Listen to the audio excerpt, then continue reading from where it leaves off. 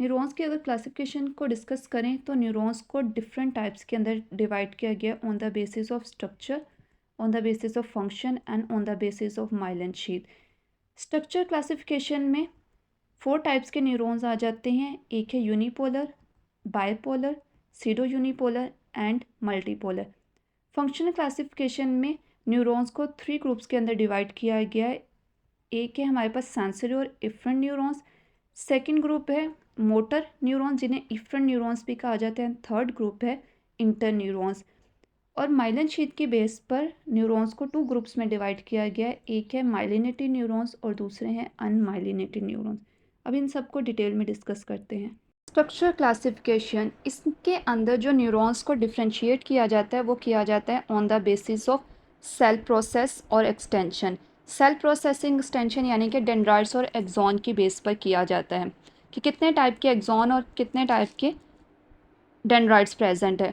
सबसे पहले आ जाते हैं यूनिपोलर, फिर आते हैं बाइपोलर, देन सीडो यूनिपोलर और मल्टीपोलर। यूनिपोलर, यहाँ पर ये जो वर्ड है यूनी का मतलब होता है एक, और पोलर रिप्रेजेंट कर रहा होता है डेंड्राइट्स को और एक्सॉन को। यहाँ पर डायग्राम के अंदर देखें, आपको एक सेल बॉडी नज़र आ रही होगी और इस सेल बॉडी से एक लॉन्ग ब्रांच निकल रही होती है जिसे बोलते हैं एक्सॉन। अब यहाँ पर जो सेल बॉडी प्रेजेंट होती है उस सेल बॉडी के ऊपर से किसी भी टाइप के डेंड्राइट्स नहीं निकल रहे होते, बल्कि क्या होते हैं, सिर्फ और सिर्फ एक एक्सॉन निकल रहे होते हैं।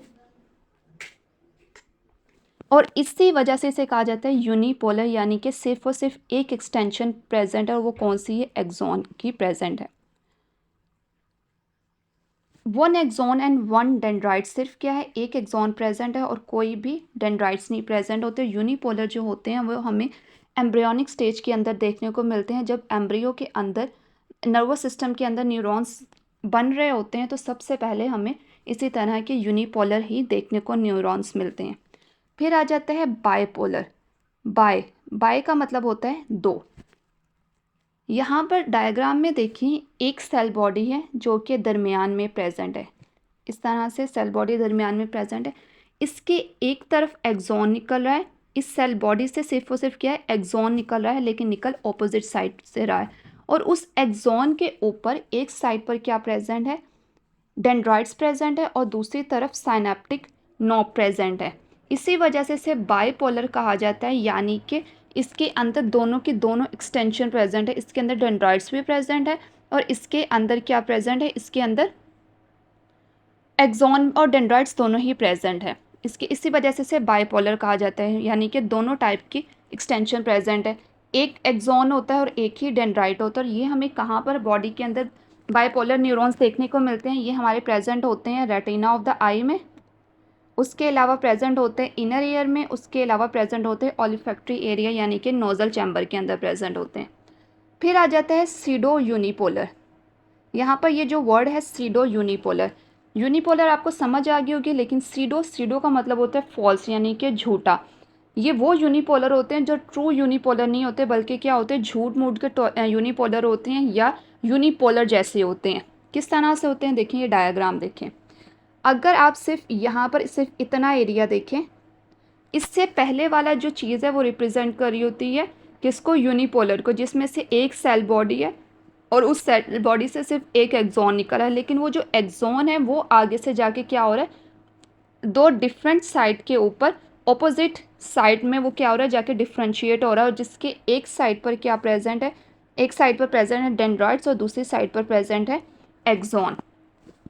मैं दोबारा से रिपीट कर रही हूँ, इसे सीडो यूनिपोलर क्यों कहा जाता है, क्योंकि ये झूठ मोड का यूनिपोलर होता है, ट्रू यूनिपोलर नहीं होता, ये यूनिपोलर जैसा होता है। सबसे पहले सिर्फ एक सेल बॉडी निकल रही है, उस सेल बॉडी से एक एक्सॉन निकल रहा होता है, लेकिन वो जो एक्सॉन है वो आगे से जाके ऑपोजिट साइड में डिवाइड हो रहा है और उस ऑपोजिट साइड के एक्सॉन की एक तरफ जो है वो प्रेजेंट है डेंड्राइट्स और दूसरी तरफ प्रेजेंट है एक्सॉन टर्मिनल या फिर साइनाप्टिक नॉब। और इस टाइप के जो सीडो यूनिपोलर होते हैं ये हमारी बॉडी में प्रेजेंट होते हैं dorsal root ganglia of spinal cord के अंदर। इनके अंदर भी एक ही एक्सॉन होता है और एक ही डेंड्राइट होता है। मल्टीपोलर यानी कि मल्टीपल चीज़ें प्रेजेंट होती हैं। अब यहाँ पर देखें, जो सेल बॉडी है, सेल बॉडी से मल्टीपल डेंड्रॉइड्स निकल रहे हैं, और उसी सेल बॉडी के एक तरफ क्या है, एक्सॉन निकल रहा है, इसीलिए इसे मल्टीपोलर न्यूरॉन्स कहा जाता है। और हमारी बॉडी के अंदर ज़्यादातर जो न्यूरॉन्स प्रेजेंट होते हैं वो मल्टीपोलर न्यूरॉन्स ही होते हैं।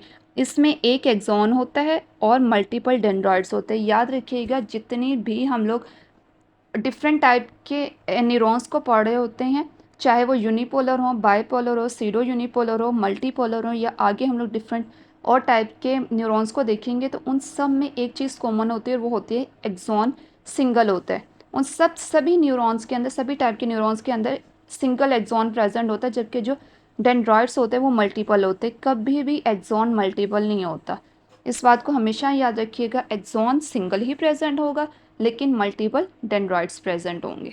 फंक्शनल क्लासिफिकेशन में क्या होता है, यहाँ पर जो न्यूरॉन्स को डिफ्रेंशिएट किया जाता है वो किया जाता है on the basis of function. और इसमें 3 तरह के न्यूरॉन्स आ जाते हैं। एक होते हैं सेंसरी न्यूरॉन्स, या जिन्हें फिर एफरेंट न्यूरॉन्स भी कहा जाता है। दूसरी टाइप आ जाती है मोटर न्यूरॉन्स, और इन्हें इफरेंट न्यूरॉन्स भी कहा जाता है। और थर्ड टाइप आ जाती है इंटर न्यूरॉन्स। अब इस डायग्राम को ज़रा गौर से समझे। देखिए, ये कैंडल है, ये कैंडल के फ्लेम के साथ जैसे ही आपकी फिंगर जो है वो टच होती है, तो क्या होता है, फ़ौरन से आप हाथ पीछे कर लेते हैं बगैर सोचे समझे। क्या होता है, जैसे ही टकराएगी आपकी फिंगर को थोड़ा सा हीट फील होगी, महसूस होगा, तो फ़ौरन से आपने क्या करना है, हाथ पीछे कर लेना है। ये नहीं कि बहुत ज़्यादा टाइम लगता है, आप सोचते हैं कि मैं फिंगर को पीछे करूं या ना करूं, ऐसा नहीं होता। क्या होता है, फ़ौरन से आप हाथ पीछे कर लेते। अब ये किस तरह से होता है, देखिए, हमारी जो स्किन होती है, स्किन के अंदर स्पेशल टाइप के रिसेप्टर्स प्रेजेंट होते हैं, जिन्हें कहते हैं थर्मो रिसेप्टर्स। थर्मो रिसेप्टर, इसको हम लोग हमारे लास्ट लेक्चर के अंदर डिस्कस कर चुके हैं थर्मो रिसेप्टर्स के बारे में। थर्मो रिसेप्टर क्या करते हैं, वो हीट सेंसिटिव होते हैं, वो हीट को क्या करते हैं, सेंस करते हैं, उसके लिए उसको फील करते हैं। अब जैसे ही हीट सेंसिटिव रिसेप्टर्स जो होते हैं, जो स्किन के अंदर प्रेजेंट होते हैं, वो क्या करते हैं, वो एक मैसेज को लेकर जाते हैं सेंट्रल नर्वस सिस्टम की तरफ से, और फिर सेंट्रल नर्वस सिस्टम से एक और मैसेज आता है हमारे ग्लैंड्स की तरफ, इफेक्टर्स की तरफ। जो इफेक्टर्स में कौन कौन सी चीज़ें आ जाती हैं, मसल्स और ग्लैंड आ जाते हैं, कि फ़ौरन से हाथ पीछे कर ले। अब ये सब कुछ होता कैसे है, ये जो स्किन होती है, स्किन के अंदर जितने भी, याद रखिएगा, सेंसरी ऑर्गन्स होते हैं, जो 5, हम लोग कहते हैं ना 5 तरह की सेंसेस होती हैं, तो उन्हीं 5 टाइप के जो सेंसेस होते हैं, जो भी चीज़ें फील कर रहे होते हैं, जैसे कि स्किन हो गई है, ये आपके टच को फील करती है। आइज़ हो गए, जो कि देखने के लिए रिस्पॉन्सिबल होती है। एयर्स, नोज़, और उसके अलावा आपकी टंग, ये क्या होती हैं, इन सेंसरी ऑर्गन्स के अंदर स्पेशल टाइप के न्यूरॉन्स प्रेजेंट होते हैं, जिन्हें कहा जाता है एफरेंट न्यूरॉन्स या फिर सेंसरी न्यूरॉन्स। ये देखिए, यहाँ से फिंगर से एक पर्पल कलर का न्यूरॉन निकल रहा है, जो कि मैसेज कहाँ पर लेकर जा रहा है, जो मैसेज लेकर जा रहा है सेंट्रल नर्वस सिस्टम के अंदर। सेंट्रल नर्वस सिस्टम के अंदर 2 चीज़ें आ जाती हैं, ब्रेन और स्पाइनल कॉर्ड। यहाँ पर देखिए, स्पाइनल कॉर्ड बना हुआ है। अब ब्रेन की तरफ भी मैसेज जा सकता है, स्पाइनल कॉर्ड की तरफ भी मैसेज आ सकता है, दोनों में जा सकता है। तो आपने याद रखना है कि वो न्यूरॉन्स जो मैसेज को सेंस ऑर्गन से लेकर जाते हैं सेंट्रल नर्वस सिस्टम की तरफ, वो कहलाते हैं सेंसरी न्यूरॉन्स या फिर एफरेंट न्यूरॉन्स। ये जो एफरेंट का ए है ना, इस एफरेंट के ए से आपने याद रखना है आना। वो न्यूरॉन्स जो कहाँ पर आते हैं, सेंट्रल नर्वस सिस्टम की तरफ आते हैं मैसेज को लेकर, वो कहलाते हैं एफरेंट न्यूरॉन्स। अब सेंट्रल नर्वस सिस्टम क्या करता है, उसको इंफॉर्मेशन को, वो जो मैसेज लेकर एफरेंट न्यूरॉन्स आए होते हैं, उसको फ़ौरन से क्या करेगा, प्रोसेस करेगा, उसके देखिएगा कि किस तरह के ये सिग्नल आए हैं, और उसी के अकॉर्डिंग क्या करेगा, फिर से एक मैसेज जो है वो हमारे इफेक्टर सेल्स को पहुंचाएगा कि हाथ को पीछे कर ले जाए। अब वो जो सेंट्रल नर्वस सिस्टम है, वो मैसेज किस तरह से पहुंचाता है, वो पहुंचाता है, एक और टाइप होती है न्यूरॉन्स की, जिसे कहते हैं इफरेंट न्यूरॉन्स और मोटर न्यूरॉन्स। इफरेंट को किस तरह से याद रखना है, ई से आपने वर्ड याद रखना है एग्जिट। एग्जिट होता है ना, एग्जिट का क्या मतलब होता है, निकलना, बाहर निकलना। तो वो न्यूरॉन्स जो सेंट्रल नर्वस सिस्टम से बाहर निकल रहे होते हैं, जो ये क्या करते हैं, इन्हें मोटर न्यूरॉन्स भी कहा जाता है और इन्हें इफरेंट न्यूरॉन्स भी कहा जाता है। ये क्या करते हैं, ये मैसेज को लेकर जाते हैं इफेक्टर सेल्स की तरफ से। इफेक्टर सेल्स में क्या चीज़ें आ जाती हैं, इफेक्टर सेल्स में 2 आ जाती हैं, एक आते हैं मसल्स या ग्लैंड्स। ये मैसेज को सेंट्रल नर्वस सिस्टम से मसल्स की तरफ या ग्लैंड्स की तरफ से लेकर जाते हैं और उन्हें ऑर्डर देते हैं कि क्या करें, फ़ौरन से हाथ को पीछे कर लें। तो वो न्यूरॉन्स जो मैसेज को सेंट्रल नर्वस सिस्टम की तरफ लेकर जाते हैं उन्हें एफरेंट न्यूरॉन, फिर सेंसरी न्यूरॉन्स कहा जाता है, और जो सेंट्रल नर्वस सिस्टम से मैसेज को दूर लेकर जाते हैं उन्हें इफरेंट न्यूरॉन्स या फिर मोटर न्यूरॉन्स कहा जाता है। अब इन दोनों न्यूरॉन्स के दरमियान में एक थर्ड टाइप प्रेजेंट होती है जिसे कहते हैं इंटर न्यूरॉन। ये आपको यहाँ पर येलो कलर का नज़र आ रहा होगा, ठीक है। ये क्या है, ये है इंटर न्यूरॉन। इंटर का मतलब होता है बिटवीन, दरमियान में। वो न्यूरॉन्स जो एफरेंट न्यूरॉन्स और इफरेंट न्यूरॉन्स के दरमियान में प्रेजेंट होते हैं, जो दोनों न्यूरॉन्स को आपस में कनेक्ट कर रहे होते हैं, उन्हें कहा जाता है इंटर न्यूरॉन। अब इसकी थ्योरी पढ़ लेते हैं। थ्योरी के अंदर क्या क्या चीज़ें लिखी हुई हैं। सेंसरी न्यूरॉन्स का क्या काम होता है, ये सेंड करते हैं सेंसरी इम्पल्सेस को from receptors to the central nervous system. Receptor से सेंट्रल नर्वस सिस्टम की तरफ लेकर जाते हैं। और अगर इनकी शेप की बात करें कि ये सेंसरी न्यूरॉन्स जो होते हैं इनकी शेप किस टाइप की होती है, तो ये ज़्यादातर सीडो यूनिपोलर होते हैं। उसके बाद आ जाता है मोटर न्यूरॉन, फिर इन्हें इफरेंट न्यूरॉन्स भी कहा जाता है। ये क्या करते हैं, ये इम्पल्सिस को लेकर जाते हैं सेंट्रल नर्वस सिस्टम से इफेक्टर्स की तरफ, और इफेक्टर्स में दो चीज़ें आ जाती हैं, या तो मसल्स आएंगे या फिर ग्लैंड आएंगे। ये क्या करते हैं, ये सेंट्रल नर्वस सिस्टम से मैसेज को दूर लेकर जाते हैं, बॉडी की तरफ लेकर जाते हैं। अगर इनकी शेप की बात करें तो ये मोस्टली क्या होते हैं, ये मल्टीपोलर होते हैं। इंटर न्यूरॉन्स कहाँ प्रेजेंट होते हैं, they are located within the central nervous system. Central nervous system के अंदर प्रेजेंट होते हैं। यहाँ पर ये येलो वाले न्यूरॉन्स को देखें, येलो वाला न्यूरॉन क्या है, स्पाइनल कॉर्ड के अंदर प्रेजेंट है। इसी तरह ये क्या होता है, सेंट्रल नर्वस सिस्टम के अंदर प्रेजेंट होते हैं, और ये सेंसरियो और मोटर न्यूरॉन्स के दरमियान में प्रेजेंट होते हैं। ये उनको आपस में कनेक्ट करते हैं, लिंक करते हैं। इनकी अगर शेप की बात करें तो ये ज़्यादातर मल्टीपोलर होते हैं, और इनका काम क्या होता है, ये हेल्प करते हैं स्मूथ ट्रांसमिशन ऑफ सिग्नल्स के अंदर। अब ये बहुत ही ज़बरदस्ती डायग्राम है, इससे आपको सारी चीज़ें और अच्छी से क्लियर हो जाएंगी। याद रखिएगा जो सेंसरी न्यूरॉन्स होते हैं, सेंसरी न्यूरॉन्स के जो डेंड्राइट्स होते हैं, डेंड्राइट्स हमेशा किस तरफ प्रेजेंट होते हैं, डेंड्राइट्स की जो लोकेशन होती है वो सेंसरी ऑर्गन्स होते हैं। क्योंकि हमने स्टार्टिंग में बात की थी जो डेंड्राइट्स होते हैं यही मैसेज को रिसीव कर रहे होते हैं, तो डेफिनेटली ये कहाँ पर डेंड्राइट्स की लोकेशन कहाँ पर होगी, सेंसरी ऑर्गन्स की तरफ होगी। और इफ एफरेंट न्यूरॉन्स की जो स्ट्रक्चर होता है वो क्या होता है, सूडो यूनिपोलर होता है। यहाँ पर देखिए ये चीज़ प्रूफ कर रही है, ये सूडो यूनिपोलर है।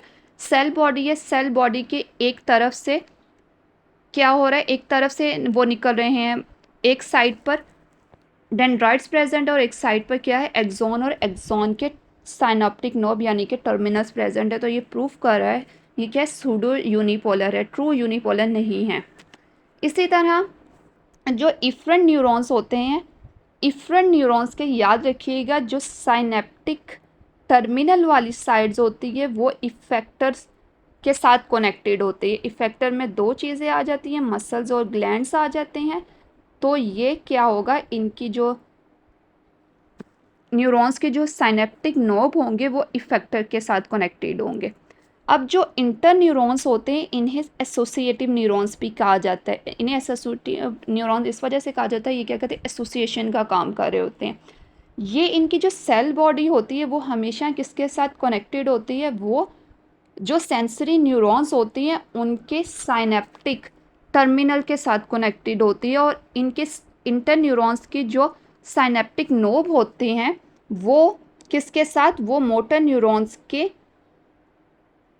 डेंड्राइट के साथ लिंक में होते हैं। और उसके अलावा हम लोगों ने बात की थी जो इंटर न्यूरॉन्स होते हैं, जो मोटर न्यूरॉन्स होते हैं वो मल्टीपोलर होते हैं। देखिए इंटर न्यूरॉन्स भी मल्टीपोलर हैं और उनकी सेल बॉडी से डिफरेंट टाइप की ब्रांचेस निकलेंगी जिन्हें डेंड्राइट्स कहते हैं। और इसी तरह जो इफरेंट न्यूरॉन्स हैं उनके भी ब्रांचेस सेल बॉडी से ही निकल रही होती हैं। अब कुछ और स्पेशल टाइप के न्यूरॉन्स को डिस्कस करते हैं। उसमें सबसे पहले आ जाता है पार्किंजन सेल्स। पार्किंजन, इन्हें पार्किंजन इस वजह से कहा जाता है, एक्चुअल में इन न्यूरॉन्स को जो डिस्कवर किया था वो एक साइंटिस्ट थे पार्किंजन, उन्हीं के नाम की वजह से इन्हें इस टाइप के जो न्यूरॉन्स होते हैं इन्हें पार्किंजन न्यूरॉन्स कहते हैं। अब इनकी स्पेशलिटी क्या है, इनके अगर स्ट्रक्चर को देखें तो इनके जो डेंड्राइट्स होते हैं वो एक ट्री शेप अपीयरेंस दे रहे होते हैं। देखें यहाँ पर आप इनके अगर न्यूरॉन्स को देख, इनके जो डेंड्रॉइड्स होते हैं निकल ये मल्टीपोलर शेप के ही होते हैं, यानी कि इनकी सेल बॉडी है वहीं से इनके न्यूरॉन्स जो डेंड्रॉइड्स होते हैं वो निकल रहे होते हैं, लेकिन इनके जो डेंड्रॉइड्स होते हैं वो बिल्कुल दरख्त की तरह फैले होते हैं, बिल्कुल दरख्त की तरह ब्रांचिंग होते हैं। इसी वजह से इन्हें कहा जाता है tree shaped, they have tree shape dendrites. Location की बात करें ये कहाँ पर प्रेजेंट होते हैं, तो ये हमें ब्रेन के अंदर सेरिबेलम रीजन के अंदर पार्किंजन न्यूरॉन्स जो हैं वो देखने को मिलते हैं। वहाँ पर ये क्या कर रहे होते हैं, वहाँ पर ये मूवमेंट कोऑर्डिनेशन और ये उसके अलावा मोटर कंट्रोल जैसे फंक्शंस के अंदर इन्वॉल्व होते हैं। दूसरे टाइप के जो न्यूरॉन्स होते हैं वो कहलाते हैं पैरामिडल न्यूरॉन। इन्हें पैरामिडल न्यूरॉन्स क्यों कहा जाता है, because they have pyramidal shape साइटोन।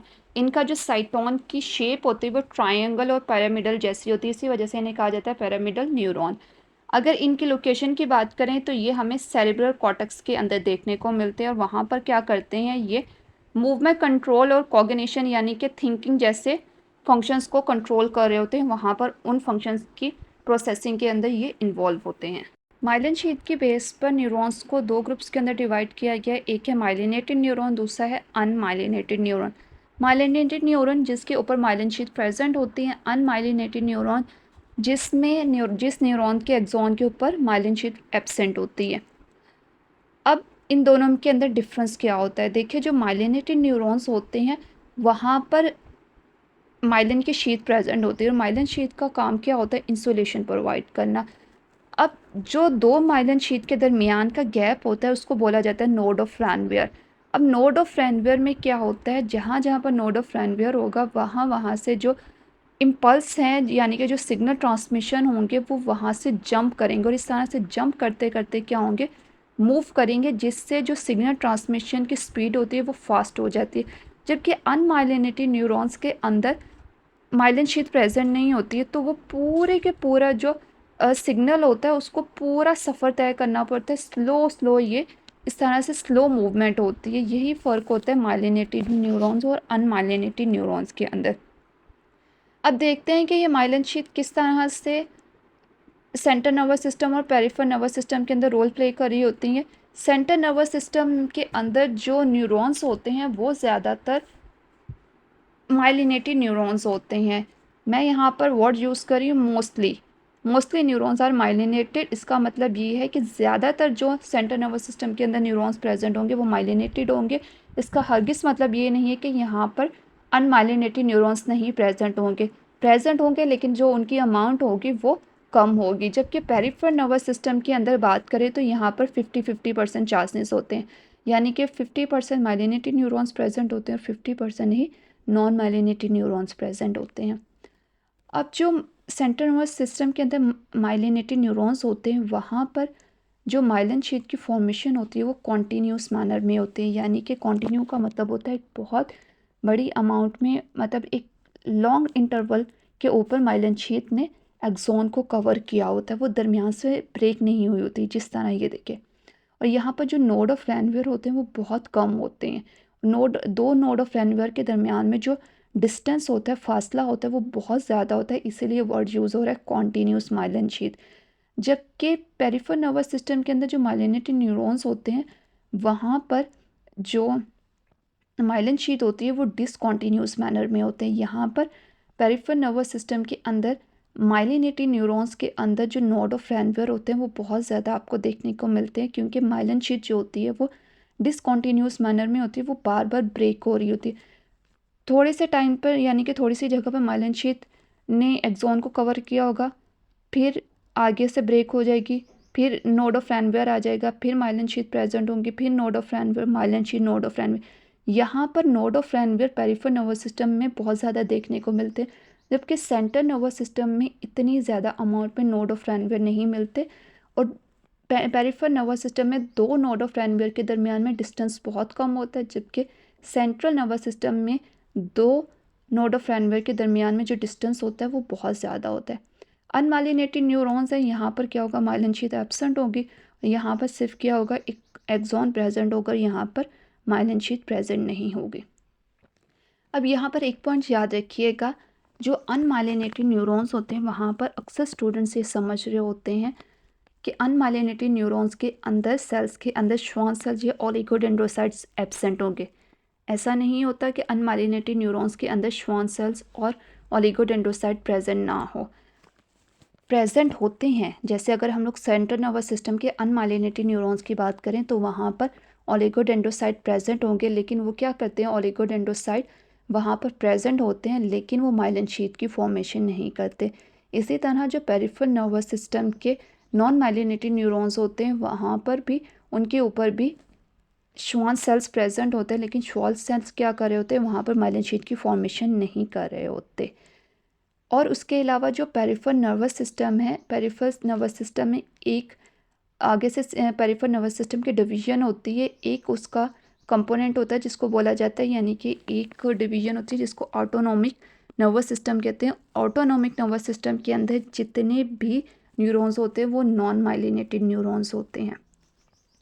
उसके साथ साथ याद रखिएगा यहाँ पर ये जो माइलिन शीथ जो सेंट्रल नर्वस सिस्टम के अंदर प्रेजेंट होती है, क्योंकि यहाँ पर नोड ऑफ रैनवियर बहुत ज़्यादा कम होते हैं तो यहाँ पर जो सिग्नल ट्रांसमिशन होती है वो सबसे ज़्यादा फास्ट होती है।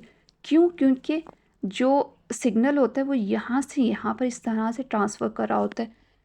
नोड ऑफ रैनवियर के दरमियान में डिस्टेंस बहुत ज़्यादा होता है, तो जितना डिस्टेंस ज़्यादा होता है जंपिंग उतनी ही ज़्यादा होती है, क्योंकि जो सिग्नल वो ट्रांसफ़र कर रहे होते हैं, यानी कि जो ट्रैवल कर रहे होते हैं वो जंपिंग की फॉर्म में कर रहे होते हैं, जहाँ पर माइलिन शीथ प्रेजेंट होती है। यहाँ से यहाँ पर जंप करेगा, जबकि माइलिनेटेड न्यूरॉन्स जो पेरिफेरल नर्वस सिस्टम के अंदर प्रेजेंट होते हैं वहाँ पर नोड ऑफ रैनवियर बहुत ज़्यादा होते हैं। तो नोड ऑफ रैनवियर ज़्यादा प्रेजेंट होने की वजह से क्या होता है, जो ट्रांसमिशन की जो सिग्नल ट्रांसमिशन की स्पीड होती है वो कम हो जाती है। सबसे ज़्यादा सेंट्रल नर्वस सिस्टम के माइलिनेटेड न्यूरॉन्स के अंदर होती है। उसके बाद जो होते हैं वो पेरिफेरल नर्वस सिस्टम के माइलिनेटेड न्यूरॉन्स के अंदर आ जाते के अंदर होती है। और जो सबसे ज़्यादा स्लो जहाँ पर सिग्नल ट्रांसमिशन होती है वो हो रही होती है नॉन माइलिनेटेड न्यूरॉन्स के अंदर। क्यों? क्योंकि यहाँ पर नोड ऑफ रैनवियर प्रेजेंट नहीं होते, तो वहाँ पर सिग्नल जो वो जंप नहीं करते बल्कि क्या करते हैं, स्लोली मूव कर रहे होते हैं। इसी वजह से माइलिन शीथ की बहुत ज़्यादा इम्पोर्टेंस होती है। अब कुछ ऐसी डिज़ीज़ होती हैं जो कि ब्रेन की डिज़ीज़ होती है जिन्हें जैसे कि मल्टीपल स्क्लेरोसिस। मल्टीपल स्क्लेरोसिस में क्या होता है, माइलिन शीथ ही डैमेज होती है। माइलिन शीथ डैमेज होने की वजह से क्या होता है, वहाँ पर सिग्नल ट्रांसमिशन जो होती है वो बहुत ज़्यादा स्लो हो रही होती है, इसलिए माइलिन शीथ की बहुत ज़्यादा इंपॉर्टेंस होती है।